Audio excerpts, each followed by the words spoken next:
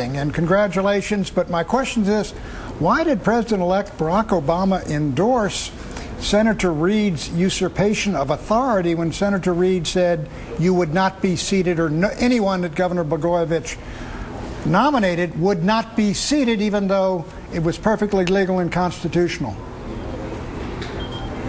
Well, Pat, permit me to thank you for those kind remarks that I heard that you were making about me over the air. And secondly, I'm sorry, I'm not privy to any of that conversation that went on between President-elect Obama and Senator Reid. But what probably was happening was they wanted to make sure that the Democrats were in sync, that there were not any conflict that could get out to the public, where you had two of the top Senate leaders in opposition with the President-elect. So I would assume, and this is an assumption, that President-elect Obama chose to take the lead of Senator Durbin, who certainly was, I think, was quarterbacking this whole situation. Willie Geist? I'm just curious, Senator Burris, if I may, what the last couple weeks have been like for you. You're now a household name. They did you on Saturday Night Live the other night.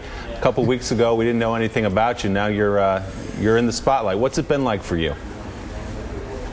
Well, it's been an interesting experience, and it's certainly something that I hope that I've responded to the public and to all this media attention very professionally.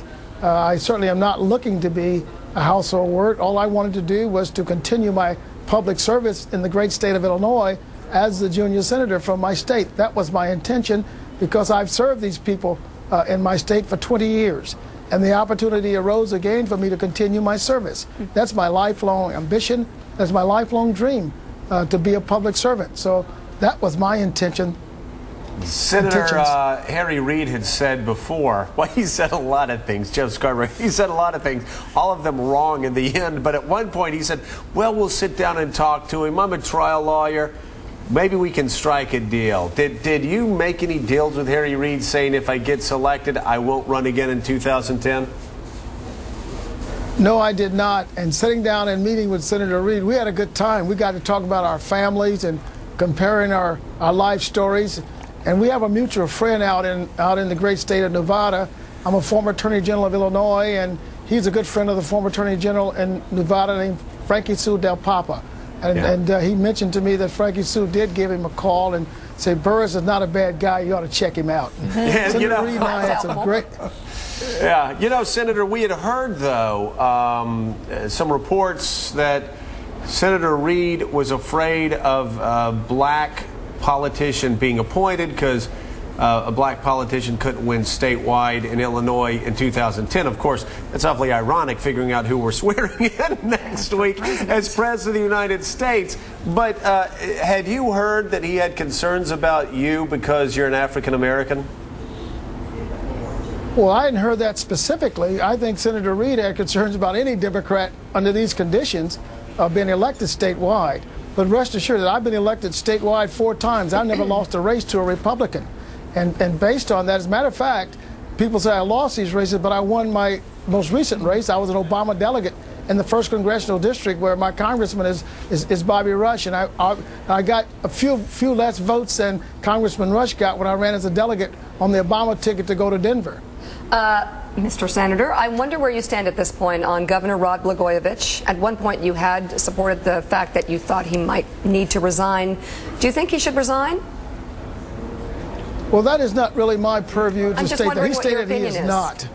Yeah, this is my opinion. He stated he's not going to resign, so therefore my comment when everybody's called upon to resign, he's not done that. And if remember now, you're innocent until you're proven guilty in our society.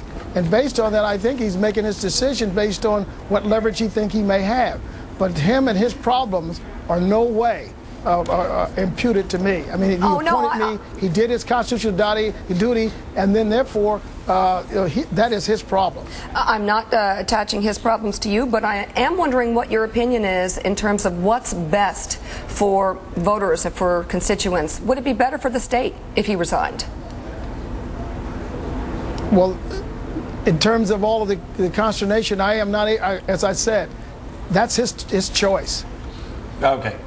Hey, Senator, let me ask you what your personal goals are First of all, we'll talk nationally, then we'll talk about for the state of Illinois. But what do you hope to accomplish over the next 2 years as a United States Senator? Well, I hope to have an impact on certainly the problems that we're facing. You know, we need the infrastructure bill. We need the stimulus package coming out of the Senate and out of the Congress, which the president has put forth. And we need to put our people back to work. I would like to see, thousands of jobs being created in the state of Illinois and millions of jobs being created in the country. All right. Hey, Senator, congratulations, Senator Burris. Not yet, we're very excited. No, it's going to happen. It's going to happen. We believe. Very excited. Hey, we're going to be in Washington in a couple of days. We'd love to meet you in person. Love to meet you. Come over to the Dubliner. We'll show you around. I would love to do that. All right, Senator, and we're not going to do the designate stuff. He's Senator. No. Okay. Senator Roland Burris, thank you so much for being with us. We'll see you in a couple of days. It is my pleasure. And Pat, you were with him from the very beginning. We were right there. We were with him from the very start. You and I on 1600, and you were by his side saying, this is the man. I thought he was an outstanding choice. He was outrageous what was being done to him, and I'm elated with his success. You know, the thing is, you have the old song, I was country before country was cool. We were for Roland before being for Roland was cool. Absolutely. You know what? I think he saw this coming, though, because on that mausoleum with the list of his accomplishments, there's a lot of blank space. He saw something big coming. He knew. I will guarantee you that mausoleum's going to be lifted up, taken out. They're going to just put a new one down and just stamp a seal of the United States Senate right there. You got it. Forget the time in Hamburg. That Senate seal is going to get you through eternity, sir. All right. Thank you, Senator. And you know what? Good to see you. I like a man with a sense of humor. I do too. He's great.